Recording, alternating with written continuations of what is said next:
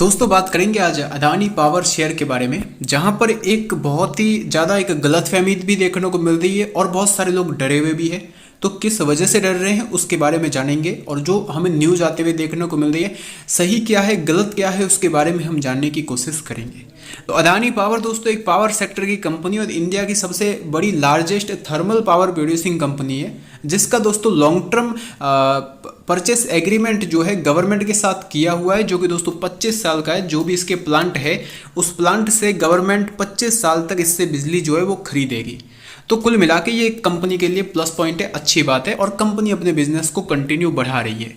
लेकिन अभी के टाइम हमें देखने को मिल रहा है कि निवेशकों के बीच में इस कंपनी से रिलेटेड डीलिस्टिंग की खबर हमें आते हुए देखने को मिल रही है। तो क्या जो अदानी पावर 400 रुपये का अदानी पावर और जो 1,50,000 करोड़ का मार्केट कैप वाली कंपनी क्या मार्केट से डिलिस्ट होगी या फिर नहीं, क्या निवेशकों का पैसा यहाँ पे डूबेगा या फिर बचेगा, तो उसके बारे में हम डिस्कशन करेंगे। तो क्या हमें पैनिक होने की ज़रूरत है या फिर यहाँ पे जो हमें किसी प्रकार की टेंशन लेने की ज़रूरत नहीं है, तो उसके बारे में दोस्तों इस वीडियो में जानने की कोशिश करेंगे। तो वीडियो में एंड तक बने रहिएगा। तो ये जो अपडेट हमें देखने को मिल रहा है दोस्तों 17 सितंबर, जो कि आज के दिन हमें ये अपडेट देखने को मिला है। और आज के दिन यहाँ पे अपडेट किया है कि जो हमें अदानी पावर जो है ये जो दोस्तों डीलिस्टिंग की जो हमें देखने को मिल रही है न्यूज, ये कोई आज से स्टार्ट नहीं हुई है, ये हुई है ऑलमोस्ट 2020 से। ये न्यूज हमें 2020 से जब लॉकडाउन हुआ था उसी टाइम से यहाँ पे स्टार्ट होते हुए नजर आई। और उस टाइम क्या था कि कंपनी में हमें देखने को मिलता था कि स्टॉक का जो प्राइस है ऑलमोस्ट 30-40 रुपए के लेवल पे कारोबार कर रहा था। तो वहां पे बताया गया था कि ये कंपनी डिलिस्ट हो जाएगी, लेकिन तब से यहाँ पे अभी तक कोई भी कंपनी यहाँ पे अदानी पावर जो डिलिस्ट नहीं हुई है अभी तक। और अभी यहाँ पे इसका फुल क्लैरिफिकेशन देखने को मिला है, और तब से लेके अभी तक लोग डर भी रहे कि हाँ भाई ये कंपनी डिलिस्ट हो सकती है। लेकिन अभी के टाइम ग्रुप ने क्लैरिफिकेशन दिया है कि यहाँ पे डिलिस्ट होगी या फिर नहीं, तो वो देख लेते हैं। सो गाइज यहाँ पर हमें देखने को मिल रहा है, तो यहाँ पे अदानी ग्रुप की जो होल्डिंग कंपनी हमें देखने को मिल रही है अदानी प्रॉपर्टीज प्राइवेट लिमिटेड, तो उसने यहाँ पर ये बताया है कि ये कंपनी डिलिस्ट होगी या फिर नहीं। तो उसके बारे में यहाँ पर देखने को मिल रहा है कि डिलिस्टिंग विड्रॉल लेटर हमें यहाँ पे देखने को मिल रहा है। तो यहाँ पे ये पूरी अपडेट क्या है, सबसे पहले मैं आपको बताता हूँ कि हम आपको सूचित करना चाहते हैं कि ये अदानी ग्रुप बोल रहे हैं, तो हम आपको सूचित करना चाहते हैं कि कंपनी के प्रमोटर और प्रमोटर समूह के एक सदस्य अदानी प्रॉपर्टीज प्राइवेट लिमिटेड से 17 सितंबर 2022 डिलिस्टिंग विड्रॉल लेटर जो है लेटर का एक पत्र प्राप्त हुआ है। ग्रुप ने दिनांक 29 मई 2020 के डिलिस्टिंग ऑफर को वापस लेने और बीएसई लिमिटेड और national stock exchange of India limited withdrawal proposer से कंपनी के इक्विटी शेयरों को स्वेच्छा से डिलिस्ट करने के प्रस्ताव के संबंध में डिलिस्ट विड्रॉवल लेटर की प्राप्ति के अनुसार में कंपनी अन्य बातों के साथ साथ कंपनी के निदेशक मंडल द्वारा डिलिस्टिंग विड्रॉवल लेटर को नोट करने और रिकॉर्ड में लेने सहित आवश्यक कदम उठाएगी।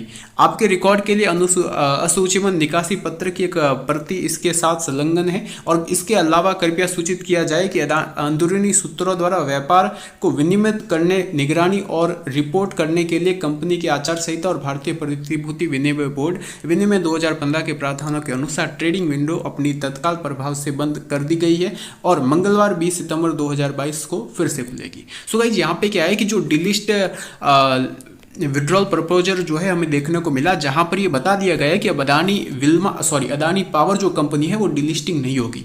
हालांकि जो डिलिस्टिंग का जो सबसे फर्स्ट प्रपोजल हमें देखने को मिला था 29 मई 2020 लॉकडाउन के आसपास के टाइम में ही, तो उस टाइम बताया जा रहा था कि कंपनी डिलिस्ट हो सकती है, लेकिन ऐसा हुआ नहीं। लेकिन अगर मैं बात करूँ तो वो टाइम दोस्तों अलग था और ये टाइम अभी अलग है। तो कुल मिला के हमें जो अपडेट देखने को मिल रही है वो एक प्लस अपडेट है, पॉजिटिव अपडेट। तो ये कंपनी जो है डिलिस्ट आपको होते हुए नजर नहीं आने वाली।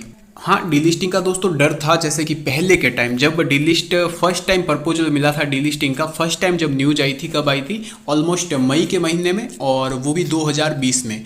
तो उस टाइम देखिए कंपनी अलग थी। जैसे कि अगर मैं मई का डाटा बताऊं तो जैसा कि यहाँ पे जून का डाटा, जून 2020 का डाटा रिजल्ट देख सकते हैं। कंपनी की सेल्स यहाँ पे गिर चुकी थी, 6,172 करोड़ से गिर के 5,204 करोड़ आ चुकी थी। कंपनी की सेल्स में गिरावट हुई और हमें ये देखने को मिला कि कंपनी के ऊपर ब्याज भी बहुत ज़्यादा लग रहा था। कितना 1392 करोड़ का तो ब्याज लग रहा था।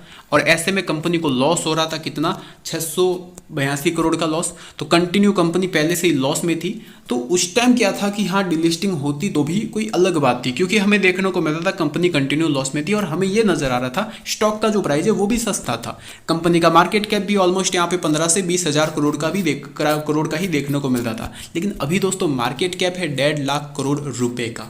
और ऐसे में दोस्तों यहाँ पर कंपनी में देखने को मिल रहा है रेवेन्यू जो है वो आसमान की तरफ जा रहा है। अब दूसरी तरफ हमें ये देखने को मिल रहा है कि पहले क्या था, ऑपरेटिंग प्रॉफिट मार्जिन भी कम था, 25-20 के आसपास, 30 के आसपास देखने को मिलता था। अभी बढ़ रहा है 42% के आसपास हो चुका है।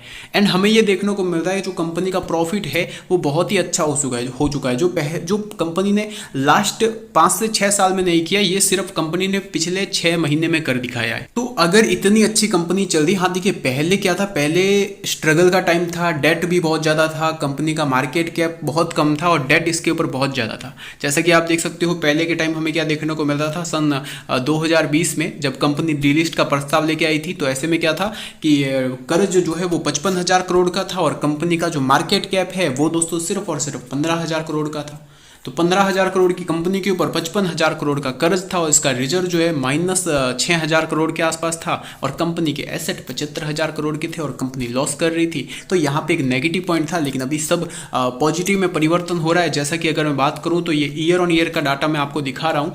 तो सन 2000 कितने का डाटा देखेंगे, सन 2011 का। तो सन 2011 से लेके मैं परफॉर्मेंस की बात कर रहा हूँ, तो सन 2011 में हमें देखने को मिला कि 500 करोड़ का प्रॉफिट हुआ, लेकिन फिर 300 करोड़ का लॉस हो गया, फिर 2300 करोड़ का लॉस हुआ।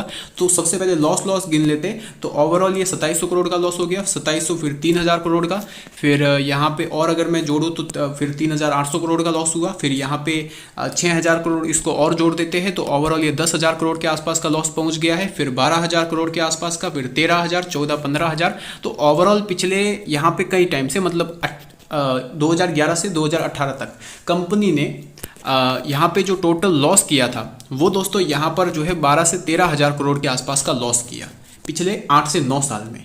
लेकिन पिछले 3 साल में कंपनी ने जो पिछले 8 साल में जो कंपनी का लॉस हुआ था वो लॉस कंपनी ने पिछले 3 साल में पूरी तरीके से पॉजिटिव में कन्वर्ट कर दिया है। 9,000 करोड़ और ये 5,000 करोड़, 9 और 5 14 और ये 1200 करोड़, ये तो ओवरऑल 16-17 हज़ार के आसपास का कंपनी का प्रॉफिट हुआ है पिछले 3 साल में। और जो पिछले 9 साल में कंपनी का लॉस हुआ है वो सब पिछले 3 साल में भी रिकवरी भी कर लिया और उससे भी अच्छा परफॉर्मेंस भी दिखा दिया है कंपनी ने। तो कुल मिला के अब ये कंपनी डिलिस्ट नहीं होने वाली है गाइज। अब यहाँ पे हमें देखने को मिल रहा है कि कंपनी का जो डेट है वो कम हो रहा है लगातार। जो रिजर्व माइनस में था 5-5 हज़ार 6-6 हज़ार करोड़ का माइनस में, वो अभी सिर्फ और सिर्फ 388 करोड़ का रह चुका है। अब मार्च में जो बैलेंस शीट अपडेट होगी तो उस बैलेंस शीट में जो रिजर्व की जो भेजामारी है वो दोस्तों यहाँ पे मिट जाएगी, क्योंकि जो हमें माइनस का आंकड़ा जो यहाँ पे देखने को मिल रहा है वो प्लस में आने के बहुत ज़्यादा चांसेस है, बहुत ज़्यादा उम्मीद है। जो कंपनी का जो ब्याज है, कर्ज है, जो 48,000 करोड़ का है वो 40,000 करोड़ के आसपास का हमें आंकड़े देखने को मिल सकते हैं कर्ज में। तो कर्ज भी कंपनी का कम होते हुए नजर आएगा। दूसरी तरफ जो एसेट है 81,000 करोड़ के, वो एसेट बढ़कर हो सकते हैं 90,000 करोड़ से भी ऊपर जाते हुए नजर आ सकते हैं। तो अभी के टाइम अगर निवेश कर रखा है तो होल्ड कीजिए बेझिझक। और ये जो डिलिस्टिंग की हमें न्यूज जो है वो पूरी तरीके से दोस्तों कैंसिल होते हुए अभी के टाइम देखने को मिल रही है कि कंपनी डिलिस्ट नहीं होगी। इस वजह से मंडे के दिन एक अच्छा खासा स्टॉक में हमें जंप देखने को मिल सकता है अडानी पावर में।